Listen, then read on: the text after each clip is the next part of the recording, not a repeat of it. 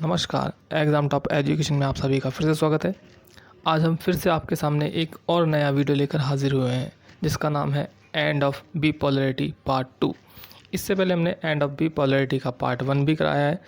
अगर अभी तक आपने उस पार्ट को नहीं देखा है तो हमारी प्लेलिस्ट में जाइए और उस वीडियो को ज़रूर देखिए, क्योंकि पार्ट 1 और पार्ट 2 सीधा सीधा एक दूसरे से रिलेट करते हैं। और जो भी लोग हमारे चैनल पर पहली बार आए हैं, मैं उन सभी से रिक्वेस्ट करूंगा कि प्लीज़ चैनल को सब्सक्राइब कीजिए, वीडियो को लाइक कीजिए और अपने दोस्तों के साथ शेयर कीजिए और बेल का बटन ज़रूर दबाइए ताकि हमारी आने वाली वीडियो आपको जल्द से जल्द मिल सके। तो आइए देर ना करते हुए अपनी वीडियो की तरफ चलते हैं। सबसे पहले इस वीडियो के अंदर हम देखेंगे सोवियत संघ का विघटन यानी कि डिसोल्यूशन ऑफ सोवियत यूनियन। 25 दिसंबर 1991 को मिखाइल गोर्बाचेव अपने पद से त्यागपत्र दे देते हैं।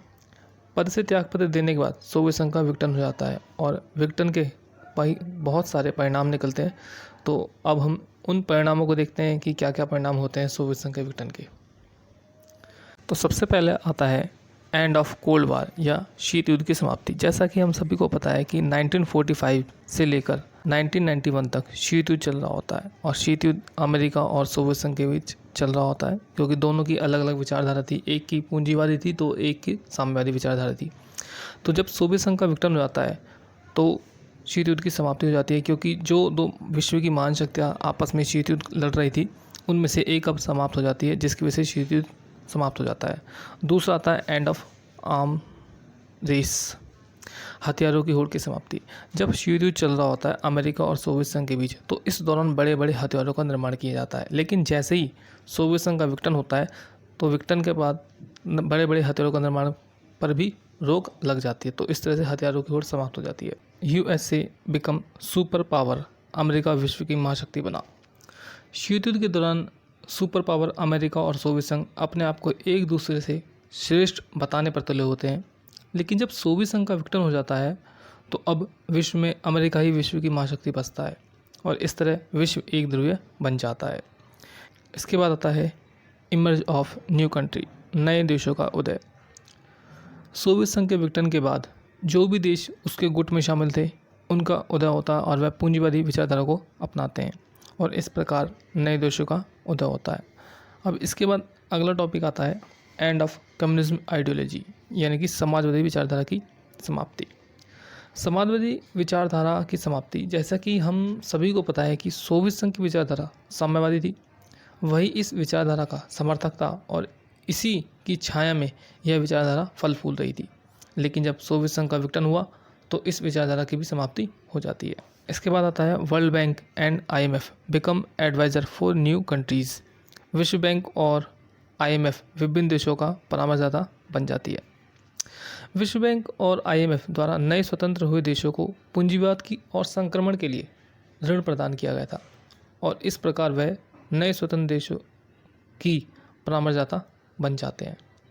वैसे तो सोवियत संघ के विघटन के और भी बहुत सारे परिणाम हैं जिनको हम सोचकर इजीली लिख सकते हैं, जैसे कि पूंजीवादी अर्थव्यवस्था अंतर्राष्ट्रीय स्तर पर छा गई, उदारवादी लोकतंत्र की स्थापना होती है और ये भी बोल सकते हैं कि जो नए नए देश स्वतंत्र हुए थे उनके मन में ये टेंशन बनी हुई थी कि वो किस ग्रुप में जाए, सोवियत संघ के ग्रुप में जाए या अमेरिकी ग्रुप में जाए। तो जैसे ही सोवियत संघ का विघटन हो जाता है तो अब उनकी ये टेंशन खत्म हो गई थी, क्योंकि अब उनके सामने विश्व की केवल एकमात्र शक्ति थी, वो थी अमेरिका। तो अब उनको डिसीजन लेने में कोई परेशानी नहीं हो रही थी। और एक बात और थी कि थर्ड वर्ल्ड वार की जो संभावना बनी हुई थी वो भी बिल्कुल समाप्त हो गई थी, क्योंकि शीत युद्ध के दौरान ऐसी कई बार घटनाएं सामने आई जिनकी वजह से ऐसा लगने लगा था कि अब तो वर्ल्ड वार होकर ही रहेगा, जैसे कि कोरिया संकट की समस्या, बर्लिन समस्या, क्यूबा संकट। तो ये समस्याएं ऐसी थी जब ऐसा लगने लगा था कि अब विश्व युद्ध होकर रहेगा। अब इसके बाद हम आगे चलते हैं। Shock therapy. सोवियत संघ के विघटन के बाद रूस, मध्य एशिया के गणराज्य और पूर्वी यूरोप के देश मिलकर पूंजीवादी अर्थव्यवस्था को अपनाने के लिए एक मॉडल को अपनाते हैं, जिसे विश्व बैंक और अंतर्राष्ट्रीय मुद्रा कोष द्वारा शॉक थेरेपी का नाम दिया जाता है। शॉक थेरेपी का मतलब होता है आघात पहुंचाकर उपचार करना।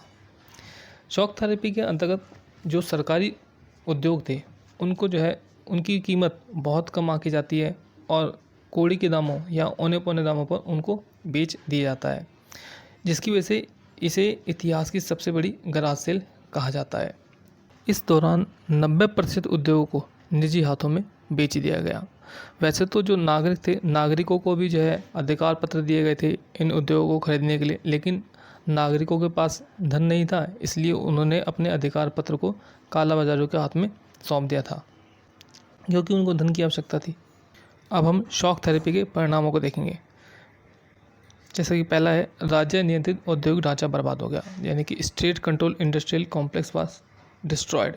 जैसे कि हमें पता है कि 90% उद्योगों को निजी हाथों में बेच दिया गया। जैसे कि हमें पता है कि आर्थिक ढांचे का पुनर्निर्माण क्योंकि पहले सरकार कर रही थी, अब उसके बदले इसे निजी हाथों में दे दिया गया।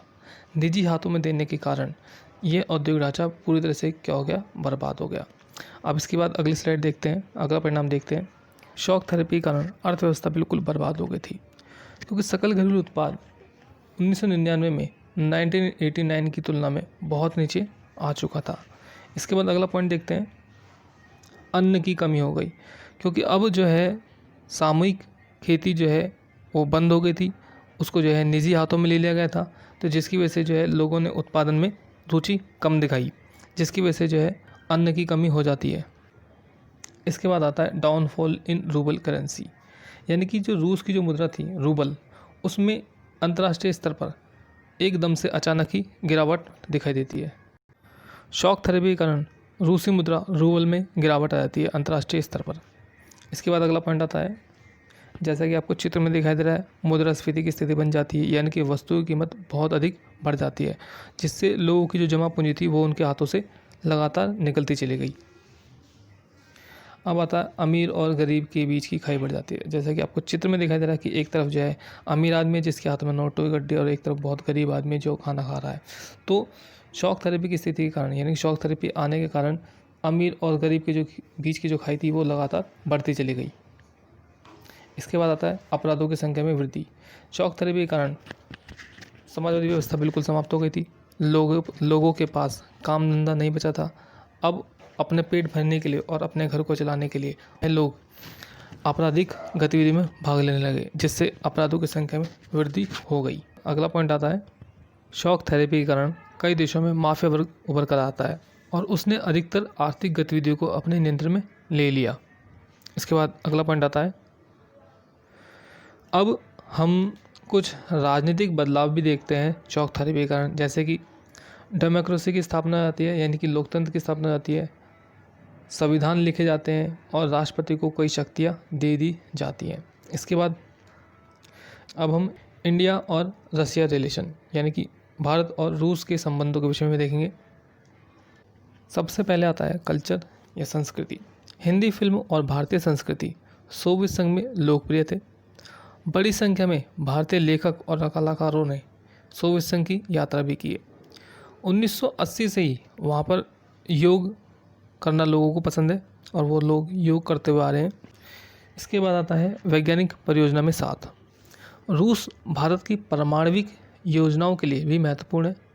रूस ने भारत के अंतरिक्ष उद्योग में भी आवश्यकता के समय क्रायोजेनिक रॉकेट देकर सहायता की है और भारत और रूस विभिन्न वैज्ञानिक परियोजनाओं में साझेदार भी है। तो इसके बाद नेक्स्ट पॉइंट देखते हैं, हेल्प इन ऑयल क्राइसिस, यानी कि तेल संकट में मदद। ये आपको जो है ऑयल रिफाइनरी दिखाई दे रही है। जब कभी भी भारत को तेल की आवश्यकता महसूस हुई है तब रूस ने भारत का साथ दिया और भारत को तेल उपलब्ध कराया है। इसके बाद आता है आर्म सप्लाई टू इंडिया, यानी कि भारत को हथियार विक्रेता। रूस शुरू से ही भारत का सहयोगी देश रहा है और उसने कई क्षेत्रों में भारत की मदद की है। इसी तरह उसने भारत की रक्षा क्षेत्र यानी कि डिफेंस के क्षेत्र में भी भारत की मदद की है। अभी रूस ने भारत को S-400 air defence missile system देने की बात कही है। साथ ही भारत को सुखोई S-30 देने की बात भी की है, जिससे भारत का डिफेंस सेक्टर बहुत मजबूत होगा। अब आगे देखते हैं, मल्टीपोलर वर्ल्ड, बहुध्रुवीय विश्व। रूस और भारत दोनों का सपना बहुध्रुवीय विश्व की स्थापना करना है।